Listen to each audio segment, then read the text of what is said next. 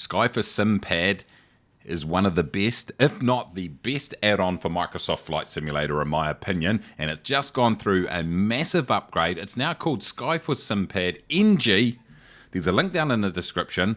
If you already own the premium version, you can go and just transfer to the premium version of NG.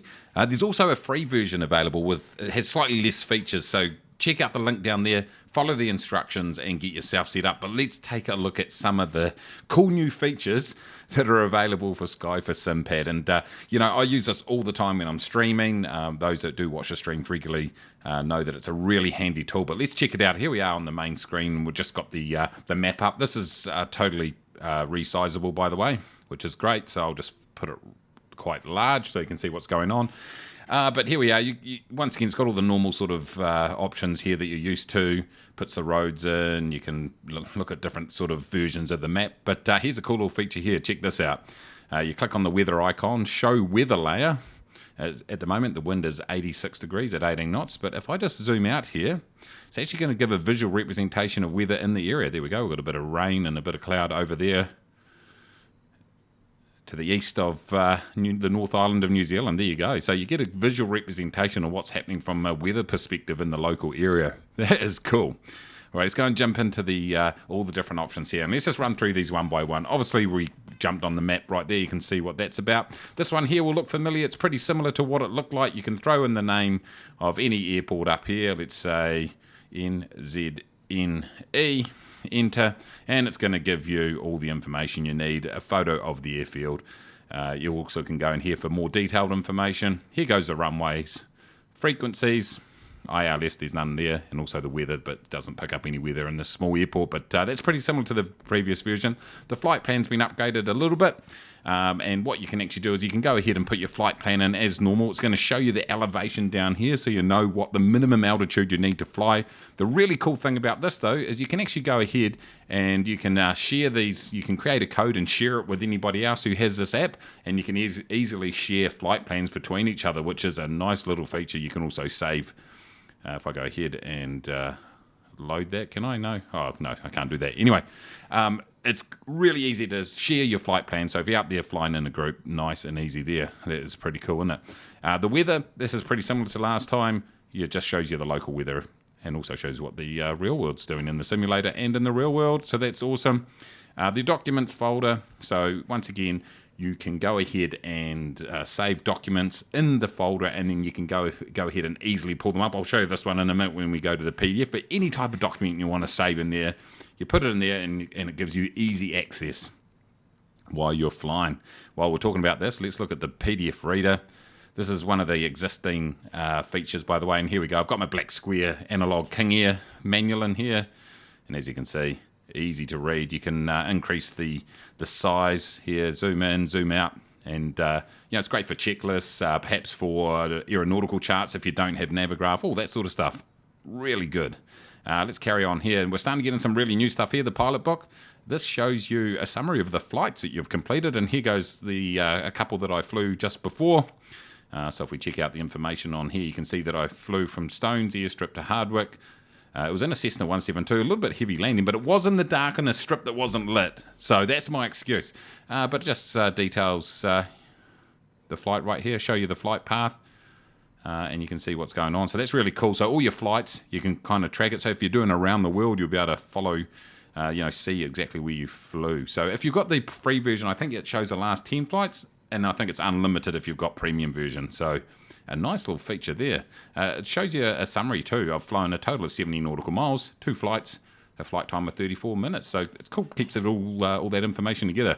This here is cool. This is a whiteboard. It does exactly what you think it does. Mace. There we go. So here's a little tool, perhaps if you just want to jot down something, or I don't know what you would use this for. Maybe jot down some information, and I don't know. But there you go, a little whiteboard. It's handy. This one here is probably more what I would use is the little notepad. So perhaps you're getting some VATSIM instructions, and so you want to note down those and maybe a score code. I don't know, and just gives you the opportunity just to make some notes while you're in your aircraft. Particularly good. I like it. So that's really handy. That's a new feature right there. Notifications. I haven't got any. But if you get any notifications, that's where they're going to show. FS Bush Trips. Now, this is ace. I like this. So this just pulls all the bush trips that are in Microsoft Flight Simulator and allows you to pick which ones you want to fly. So let's say we want to do Vancouver Island. Shows you all the trips. You can load it in there to your... I don't think you can automatically load it into your flight plan. Oh, you can. I think. I'm not too sure. Maybe I do input it. I'm not too sure. I'm going to have a look at that. But anyway, what it does is you can... Once you fly a flight in one of these bush trips, it will just tick it off down here so you can see your progress in any given bush trip. So there you go. You got them all sitting right there. Heaps of them. I love it. That is fantastic. All in one place. Moving right along. And this is for you Neo-Fly lovers. This is absolutely tremendous. I tried it out before. But essentially what it allows you to do is just manage your Neo-Fly flights from within the app itself. Yeah, it's just going to throw a few strange messages. I've got it open over to the left there. Yeah, it's just, yeah, here we go. It's just going to go through those. But once again, you can go through. It gives you all your messages. Shows you if you got what jobs you got on the go. Here we go. You can see the jobs that are available around the area. I'm up. Actually, got my Neo-Fly flights or my careers up there in southeast of England, and then you can get it to auto connect to Neo-Fly. But this is really cool. It just allows you to manage your Neo-Fly career, within the app itself, which is great. Moving right along, news. So there we go. Just gives you an update on all the different things that are happening for Sky4Sim. Talks about NG being released, the Discord server. Go ahead and join it. Gives you some nice tips on how to use the program. And then the final one, settings. Just got to be careful here because I don't want to go and show you my Bing key or anything like that. But it allows you to totally customize the look and the feel of the app itself. So you can see here if you want OpenStreetMap. So here goes those different types that you can scroll through or rotate through on the front map. Also fast swap. You can decide which apps you want to be able to swap through really easily. I think that's shortcuts. Yep. Nav data update. So this allows you to update the nav data within Sky4Sim. So you've got the latest airports and nav aids and all that sort of stuff. Really cool. And then PDFs. You can give it. You can choose the quality of PDFs, obviously, and fix performance and all that sort of stuff. I won't go into keys. But anyway, there we go, ladies and gentlemen. Heaps of cool little new features. It's a must-have add-on. You just got to get it. It is so good. Really handy for planning trips. Really great to quickly see what the weather is at an airport. Pull up documents. Create flight plans.